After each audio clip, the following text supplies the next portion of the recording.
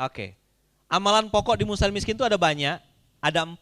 Tapi malam hari ini saya mau bahas inspiring. Apa? Ini pintu gerbang yang mudah, pintu gerbang yang buat antum bisa dengan izin Allah naik ke permukaan. Mau? Saya akan kasih dalilnya. Enggak mau saya paksa sama antum. Antum mau berubah enggak apa-apa, enggak juga enggak ada masalah. Enggak ada urusan. Tugas saya menyampaikan. Dan tugas saya mempraktekkan apa yang sudah saya sampaikan.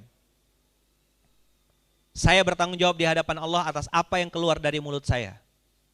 Saya tidak akan dihisap Allah gara-gara antum gak mempraktekkan apa yang saya ucapkan. Saya dihisap Allah atas apa yang saya ucapkan dari mulut saya. Clear? La yukallifullahu nafsan illa wus'aha. Allah gak akan ngasih beban di luar kemampuan. Tapi Allah juga bilang, aku gak akan merubah nasib suatu kaum sebelum kaum itu merubah dirinya sendiri. Nah, apa yang harus dilakukan Ustadz? Nih lihat, giving is the best communication. Antum sudah bisa tebak ini kemana arah pembicaraan saya. Rumusnya sederhana. Hai orang-orang yang beriman, jika kamu menolong agama Allah, maka engkau akan ditolong oleh Allah. Rumusnya sederhana. Tolong dulu baru ditolong. Coba diulang. Tolong dulu baru ditolong. Bahagiakan orang lain, kita akan dibahagiakan Allah. Muliakan orang lain, kita akan dimuliakan. Tolong dulu, baru ditolong. Surat 47 ayat 7. Sekarang kita lihat hadisnya. Abu Hurairah radhiyallahu an bersabda, Allah senantiasa menolong seorang hamba. Yuk, sama-sama. 1, 2, 3. Siapa yang paham bahasa Indonesia? Senantiasa artinya? Siapa yang pengen selalu ditolong Allah? Berapa orang? Kapan aja perlu, datang pertolongan. Kapan perlu, pencet tombol, datang. Pencet tombol, datang. Mau? Ada rumusnya nggak? Ada. Yang ngomong siapa? Hadis loh. Yang ngomong siapa? Terlalu semangat antum. Yang ngomong siapa? Baginda Rasulullah SAW. Kalau Rasulullah ngomong benar atau salah? Yang percaya omongannya Rasulullah berapa orang? Ini pola loh ya. It's not a miracle. Nggak ada itu istilah keajaiban kalau saya nggak nganggap itu keajaiban. It's a method, sebuah pola. Pasti berulang-ulang terjadi. Karena Rasulullah yang bilang, kalau dalam bahasa Quran namanya sunnatullah. Ayo, Allah senantiasa menolong seorang hamba. Coba diulang. Allah senantiasa menolong seorang hamba. Syaratnya, antum foto, print, tempel di kamar, di kos-kosan antum tuh.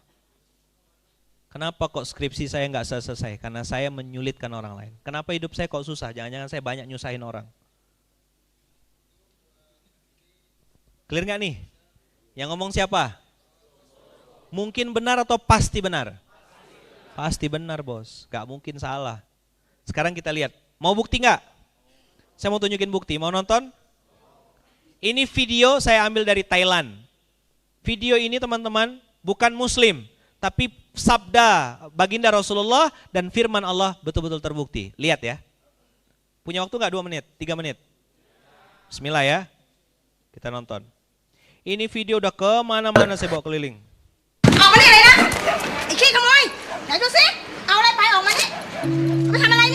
Anak kecil mencuri obat.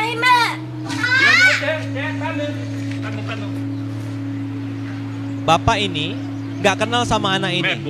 Lalu apakah ibumu sakit? Dia bilang iya, ibu saya sakit, saya terpaksa curi. Bapak ini yang bayarin obatnya. Lalu dia bilang, nah ambilkan sup sayur. Sup sayur sama obat. Dikasih sama anak ini. Gak kenalan nama, gak tukaran nomor handphone, cuma dilihat sebentar aja. Lalu anak kecil ini lari begitu saja. 30 tahun kemudian, berapa tahun? Pak.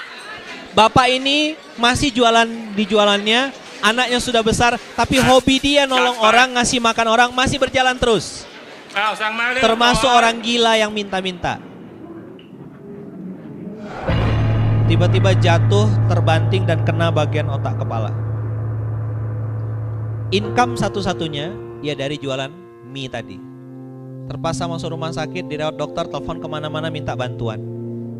Income gak ada, karena gak jualan gak dapat income. Total biaya 722.000 baht atau kurang lebih 300 juta rupiah. Gak punya penghasilan karena dagangan gak jualan, bapak yang biasa dagang.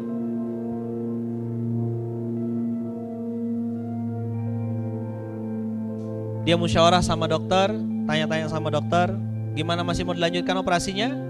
Dia bilang iya, lanjut. Terpaksa ruko satu-satunya dijual tempat dagang. Besok pagi pasca operasi, si perempuan ini dapat surat.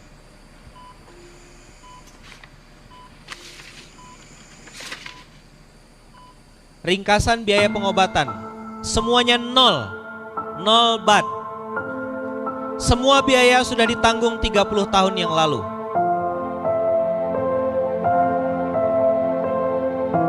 Dengan 3 bungkus obat penghilang rasa sakit dan sekantung sup sayuran.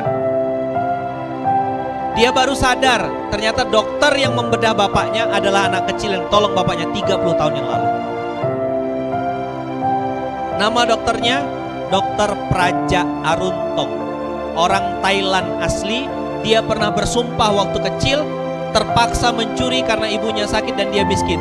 Semenjak kejadian itu dia bersumpah, saya harus jadi dokter supaya tidak ada lagi anak kecil yang mencuri seperti saya waktu kecil dulu. Dan orang ini masih hidup sampai sekarang di Thailand. Namanya Dr. Praja Aruntong dan sekarang hidupnya diabdikan untuk menolong banyak orang. Tuhannya bukan Allah, nabinya bukan Muhammad. Ketika dia memberi, dia dapat bantuannya. Apalagi antum yang dilahirkan sebagai umat Nabi Muhammad. Hubbud dunya wa karahiyatul maut yang disebut Rasulullah sebagai al-wahan itu, apa terjemahan hubbud dunya? Terlalu cinta dunia. Antum terjemahannya apa? Hubbud dunya yang diterjemahkan itu, kalau saya boleh ditanya, saya akan terjemahkan dengan kalimat pelit, masin, kedekut, bakhil. Itu masalah umat hari ini. Traktir dong, diskon dong, mentalnya miskin. Udahlah dompetnya tipis, mentalnya tipis, akhlaknya juga tipis. Traktir dong, minjam motor kawan, pulang-pulang bensinnya pura-pura bodoh lagi, gak mau dengerin, gak mau ini. Gimana antum mau diangkat sama Allah derajatnya? Akhlaknya tipis, dompet boleh tipis, akhlak harus tebal. Bilang tahu diri lah, minjam motor kawan, bos izin ya saya gak bisa ngisiin bensin, minta maaf banget punten. Tapi tadi ini ada saya beli kue harganya 5.000 buat antum ya. Itu namanya dompet tipis, akhlak tebal. Numpang di kamar kawan, ngabisin mie instannya, ngabisin telurnya. Habis itu kabur. Mana mau kaya? Allah lihat, malaikat yang turun tuh bukan malaikat Mikail yang bagi rezeki. Malaikat maut terus turun. Kapan matinya ini ya Allah? Gemes banget lihat orang kayak gitu tuh. Miskin, nyusahin, licik. Sorry itu saya harus sebut kalimat-kalimat ini. Clear? Ustadz marah ya? Enggak, lapar, belum makan tadi. Maka teman-teman ada cara. Lihat, Allah bilang di sini passwordnya di surat 9 ayat 99. Surat berapa? Gampang ingatnya. Surat berapa? Banyak orang, saya nggak akan cerita berinfak atau bersedekah itu akan melipat gandakan. Enggak, saya nggak bicara itu. I want to talk the another side, the untold story of infak. Sisi lain dari bersedekah atau berbagi atau nolong orang adalah infak itu, apa yang kita berikan di jalan Allah, jalan untuk mendekatkan kepada Allah dan jalan untuk mendapat doa Rasul. Antum kenal Habib Anis? Kenal sama Ustaz Hanan? Dapat doa langsung dari beliau, senang gak? Bayangin, mana yang lebih membahagiakan kira-kira? Dapat doa dari Rasul? Atau dari orang-orang pada umumnya hari ini? Masya Allah teman-teman, ada cara untuk dapatkan doa dari Rasul. Gimana caranya? Dan Allah bilang, ketahuilah sesungguhnya infak itu adalah jalan untuk mereka mendekatkan diri kepada Allah. Jadi teman-teman, ketika kita berinfak, ketika kita nolong orang, ketika bantu orang, sebenarnya kita lagi mendekat kepada Rob. Kalau sudah dekat berarti dapat pertolongan. Dekat gak? Dekat. Tapi karena kita masih pelit, masin, kedekut, apa bahasa Sundanya? Koret. Koret itu bukan yang daging yang dalam kotak itu. Oh itu kornet. Udah ganti ya?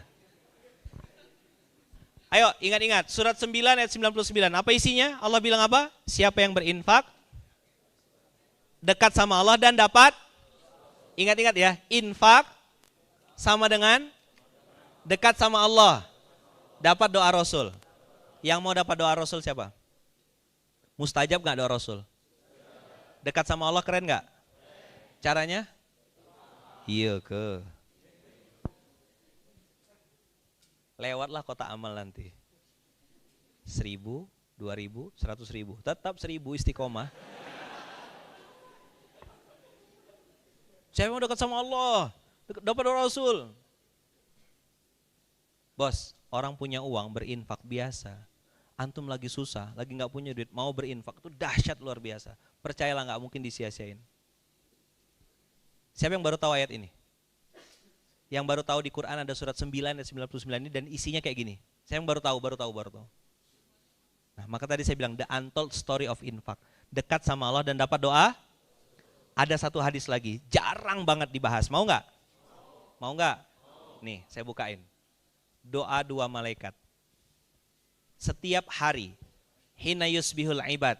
Setiap pagi, ma min yaumin yusbihul ibad illa fihi malakani yanzilani. Malakani yanzilani. 2 malaikat turun. Fayaqulu ahaduhuma. Salah satu dari malaikat. Berapa malaikat turun? Malaikat turun berapa? Yang satu dengan yang satu lagi. Ada berapa malaikat turun? 2. Malaikat pertama bilang gini, Allahumma yuk. A'ti munfikon khalafan. Lihat kata kuncinya, Allahumma a'ti munfikon khalafan. Kata-katanya khalaf. Khalaf itu pengganti. Berarti kalau dia tadinya single, diganti Allah punya pasangan. Kalau dia sakit, diganti Allah sembuh. Kalau dia sedang sepi, diganti Allah dengan kelapangan. Kalau sedang sedih, diganti Allah dengan bahagia. Ganti. Kata kuncinya apa? Ganti. Kalau lagi jomblo berarti dapat jodoh. Kalau sedih, dibahagiakan. Kalau sedang kecil, dibesarkan. Kalau sedang susah, dilapangkan dan dimudahkan. Ganti. Tapi malaikat yang satu nggak nganggur, nunggu juga setiap pagi. Senin ada paginya nggak? Sabtu, Selasa, Kamis, berarti malaikatnya turun setiap. Ngapain dia? Nungguin dan doain. Doain siapa? Doain kita semua. Kalau tadi doa Rasul. Hari ini, hadis yang ini, bayangin, dekat sama Allah, dapat doa Rasul, dapat doa malaikat. Tapi malaikat yang kedua doanya agak horor. Allahumma, yuk. A'ti mumsikan talafan. Allahumma a'ti mumsikan talafan. Sekarang pertanyaannya teman-teman, kita lihat artinya. Ketika hamba berada setiap pagi, ada 2 malaikat yang turun dan berdoa, ya Allah berikanlah ganti. Apa? Kepada yang gemar berinfak. Berapapun nominalnya. Didoain diganti sama Allah. Oleh malaikat. Oke? Lalu malaikat yang kedua berdoa apa? Allahumma a'ti mumsikan talafan. Amsaka yumsiku, menggenggam. Talaf, bangkrut, hancur, babak belur. Sekarang yang doain siapa? Pertanyaan, kalau malaikat yang berdoa makbul enggak? Kenapa malaikat berdoa makbul? Karena enggak bikin maksiat. Bayangin kenapa banyak pengusaha hari ini bangkrut, nyungsep semua. Karena didoain sama malaikat bangkrut. Apa masalahnya?